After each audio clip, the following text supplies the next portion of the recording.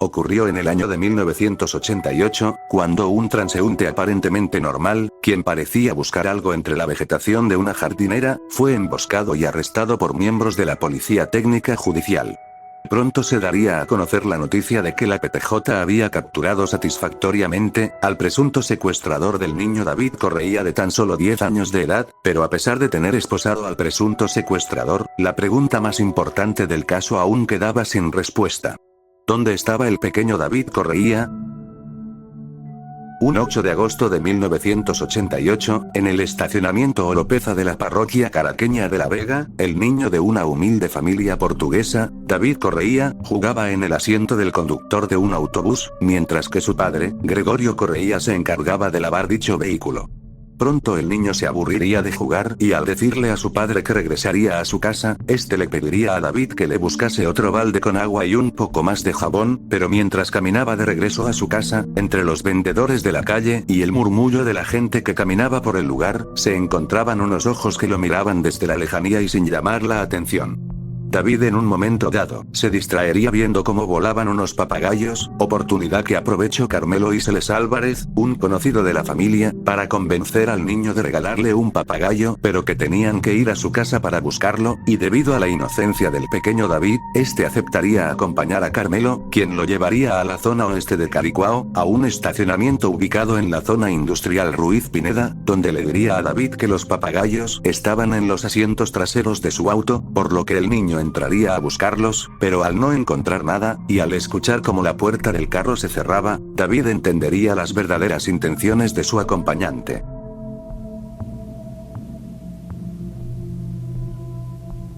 Chamo, ¿tu papá tiene real? ¿Cómo? Que si tu papá tiene centavo. Creo que sí. ¿Y los papagayos? Ningún papagayo. Tú lo que estás es secuestrado.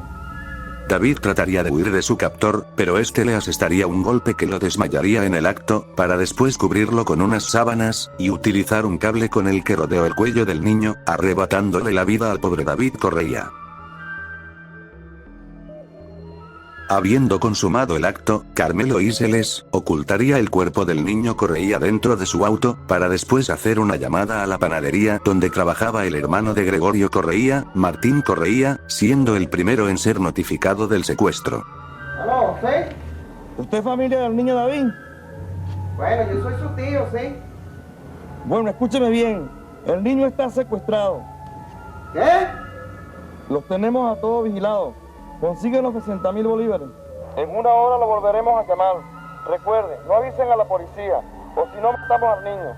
En una hora te volveremos a llamar. ¿Qué será esto? Martín, un poco alarmado por la extraña llamada, iría a preguntarle a la madre de David, Gilda de Correia, que dónde estaba su hijo. A lo que la madre respondería que estaba con su padre, pero Martín le informaría que David no estaba con su padre, además de avisarle de la llamada que recibió en la panadería, yendo luego a decirle lo mismo a su hermano. A pesar de haber sido alertado de que no llamase a la policía, Martín, con la ayuda de la Policía Técnica Judicial, esperarían la próxima llamada del secuestrador, que no tardó en realizarse. ¿Sí? ¿Aló? Entonces, ¿ya tienen los reales? Bueno, no conseguimos todos los reales. Además, usted sabe, somos gente humilde y no pudimos conseguir todo el dinero. ¿Cuánto tiene? Bueno, nada más conseguimos 22.000 bolívares. Mira, y dime, ¿cómo está el niño, ah? ¿Cómo está el niño? Él está bien. Está con una familia. ¿Y cómo hacemos entonces para entregarle el dinero? ¿Tú sabes la redoma de La Paz? Bueno, ahí. Yo te vuelvo a llamar. Sin embargo, horas después, Carmelo volvería a llamar para cambiar el lugar donde dejarían el dinero, siendo este en el centro comercial La Villa, en Montalbán, pidiendo explícitamente que dejaran el dinero en una bolsa en una de las jardineras de la entrada del centro comercial. Al caer la noche, Carmelo iría a buscar su pago, sin sospechar que miembros de la PTJ, estando de encubierto lo estarían vigilando, como él vigiló a David antes de secuestrarlo. Luego de una corta búsqueda llamaría a Martín para preguntarle dónde había dejado el dinero, Martín le explicaría que lo había dejado donde él le había dicho, y Carmelo buscaría nuevamente el dinero, pero al no encontrar nada volvería a llamar.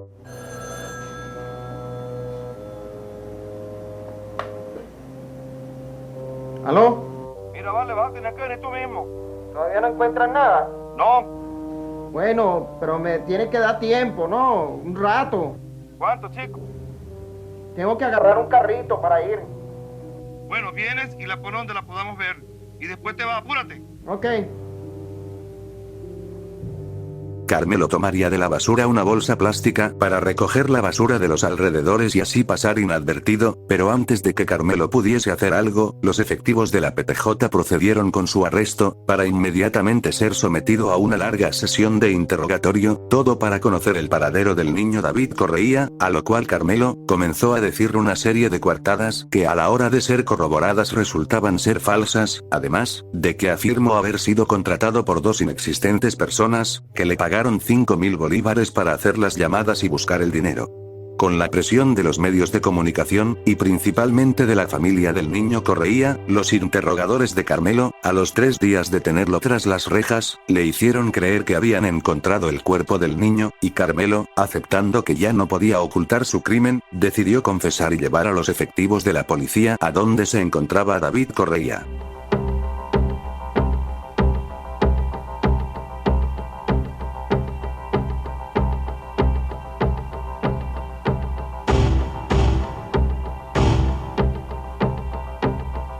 Hasta ayer se habló de un secuestro. El plagiario, Carmelo Iseles, al tratar de cobrar el rescate fue detenido por efectivos de la PTJ.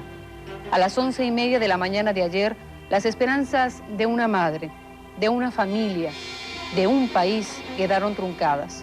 El cadáver de David fue encontrado en la urbanización Ruiz Pineda de Caricuao. Carmelo Iseles Álvarez, tiene 41 años de edad, dice ser electricista, estaba sin oficio, tiene antecedentes por hurto y violación. ¿Él fue el que mató al muchacho? Él fue el que mató a ese niño. ¿Y cuántos actuaron con él? Desconocemos si es él solo, presumimos que pueda ser él solo, sin embargo vamos a profundizar en la investigación. ¿Cuándo lo asesinó? De acuerdo a las características tuvo que matarlo en el mismo momento en que lo secuestró. Y lo estrangula con un cable y lo deja en el interior del vehículo. Luego de haber pasado 2 años desde que el crimen fue cometido, y Carmelo Iseles condenado, Archivo Criminal conseguiría nuevas declaraciones de los que vivieron esta trágica experiencia. De acuerdo con las pesquisas, el presunto indiciado en el horrendo hecho confesó cínicamente cómo perpetró el delito. ¿No estás arrepentido de eso, Iseles? Sí, lo estoy totalmente, pero por favor. Este hombre actuó solo, se llevó al niño engañado, ofreciéndole unos papagayos en conocimiento de que el niñito pues había comentado a otro de que le gustaban los papagayos. El padre del niño, Gregorio Correia, herido en lo más profundo y en esa lucha impotente a que a veces nos conduce la injusticia, pide castigo ejemplar a través de una tribuna, El Observador. Ayer pedí lo contrario, él pedí que no quiera nada contra él, con la esperanza de que mi niño me lo devolvieran, pero hoy pide lo contrario, todo el peso de la ley. Todo. ¿Cómo era David? ¿Cómo era su carácter? ¿Cómo se portaba? Tremendo, chévere, contento, alegre, bueno, tremendo igual que todos. O sea, él estaba mucho conmigo, pero así andaba por ahí no. Él no era un niño de salir, que yo lo fuera nunca a buscar a una plaza. Bueno, David era un niño excepcional. Como todos los niños, pero a este tenía un poquito más de chispa, así.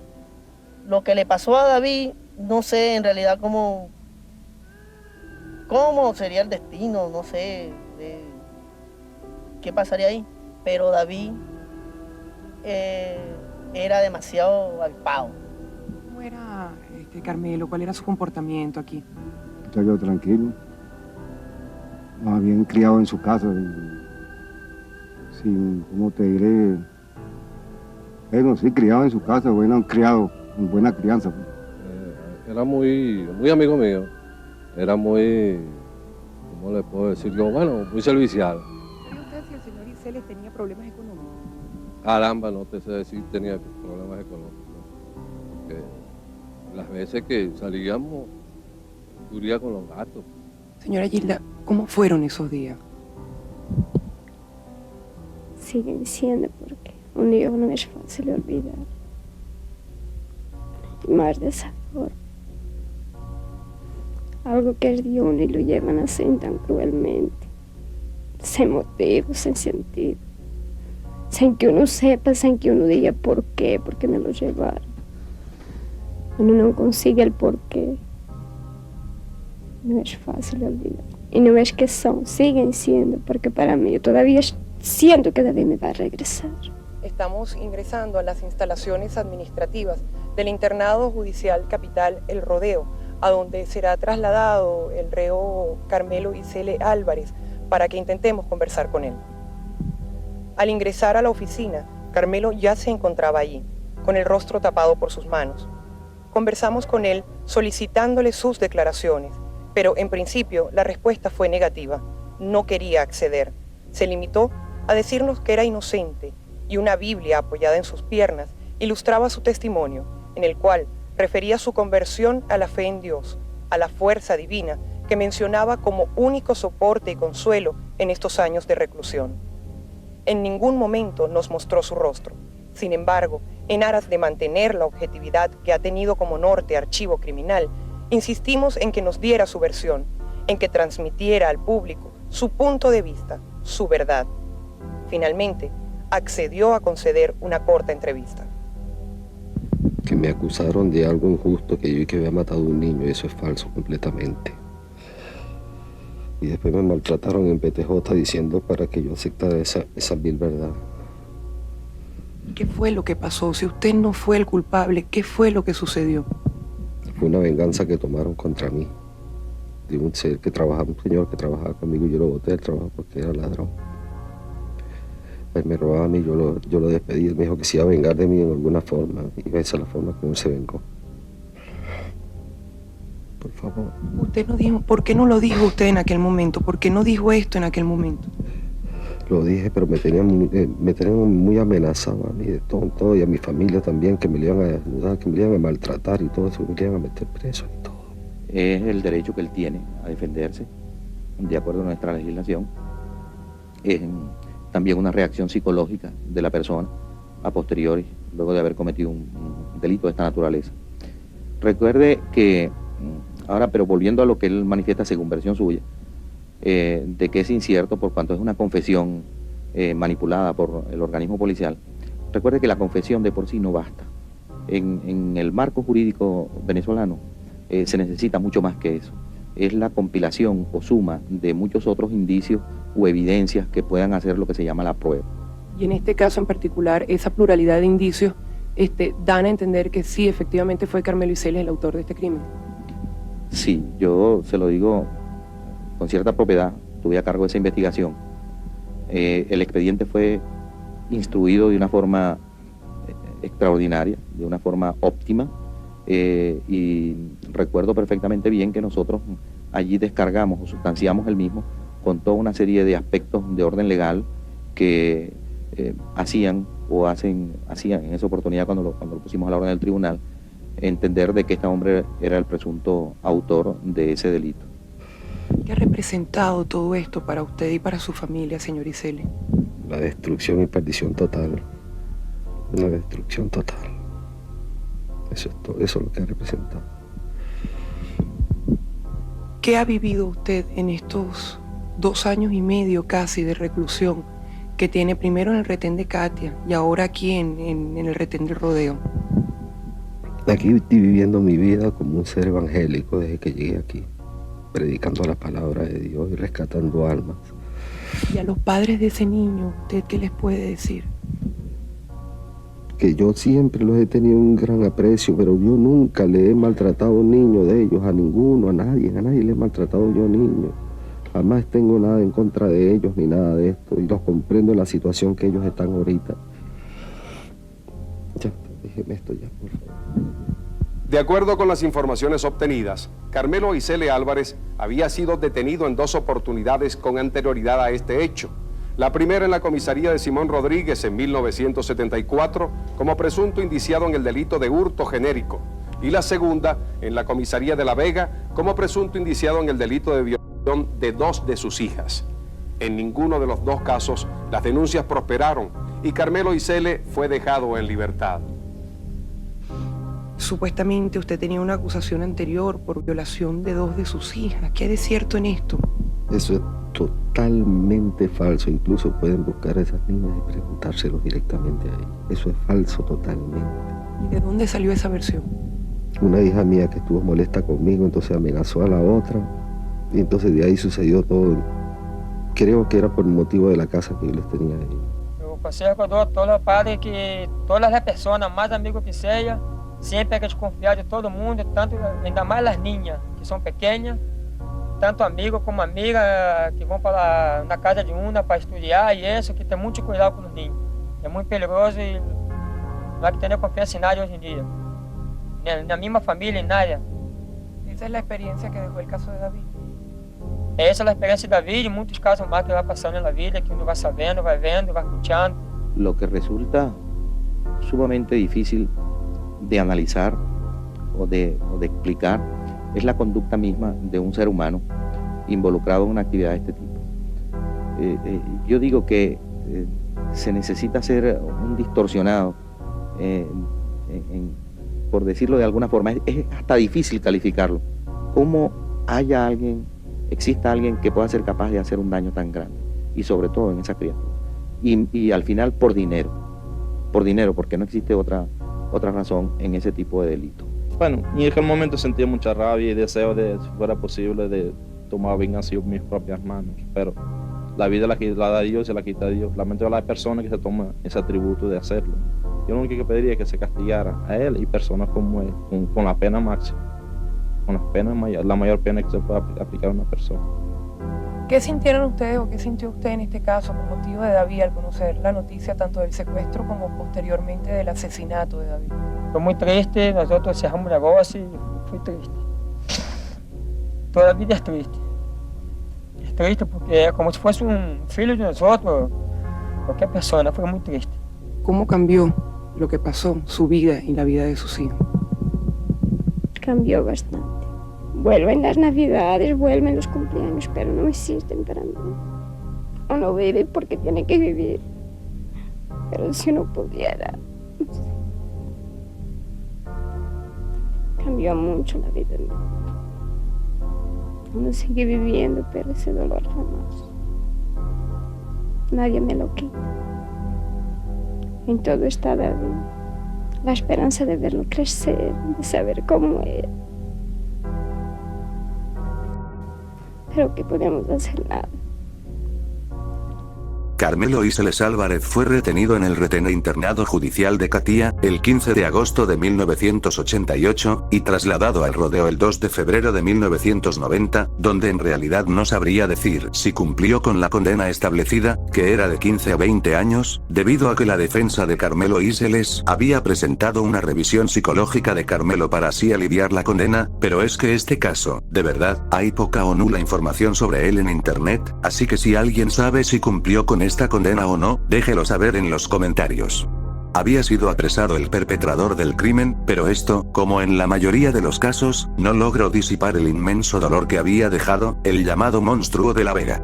Y aunque parecía haber triunfado la justicia venezolana, al retener y encarcelar al monstruo de La Vega, pronto se daría a conocer la noticia de que en el año 2015, este monstruo de La Vega terminaría fugándose de la prisión en donde estaba, y hasta ahora, se desconoce el paradero de Carmelo Iseles Álvarez.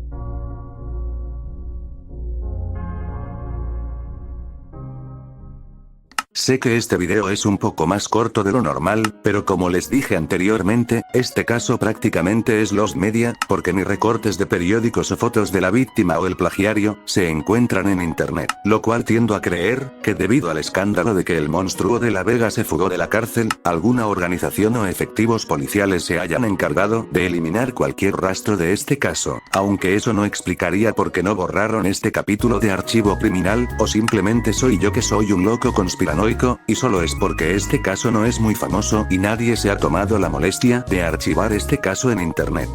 Espero que les haya gustado el video, y si quieres conocer más casos criminales de Venezuela, puedes ir a este video que aparece en pantalla, y si quieres mantenerte al tanto de los nuevos casos que investigaré, creo que es mejor que te suscribas y actives la campanita para que YouTube te notifique cuando suba nuevo video. Muchísimas gracias a todos, por los 500 suscriptores, de verdad, gracias por hacer crecer esta comunidad venezolana, ya que me inspiran a seguir creando contenido sobre las historias y casos más interesantes de nuestro país. Yo soy La Tacita de Café, y nos vemos en la próxima.